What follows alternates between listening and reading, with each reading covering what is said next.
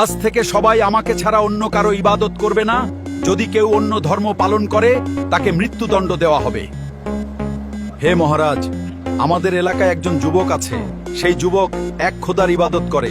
আপনি চাইলে আমরা তাকে ধরে নিয়ে আসতে পারি। কি বললে? আমাকে ছাড়া অন্য খোদার ইবাদত করে? এত সাহস তার! তাকে আজই গ্রেফতার করে নিয়ে এসো, তাকে আমি দেখতে চাই।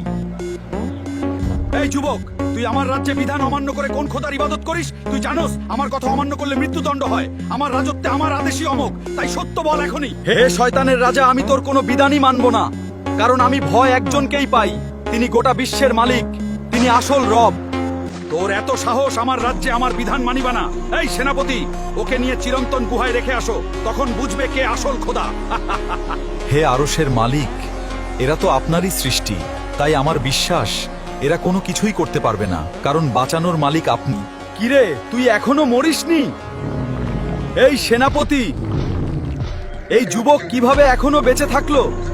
হবেছেন আমার জন্য আমার আল্লাহ ফেরেশতা পাঠিয়েছেন এবং সিংহের মুখ বন্ধ করে দিয়েছেন, তাই আমার কোনো ক্ষতি করতে পারেনি।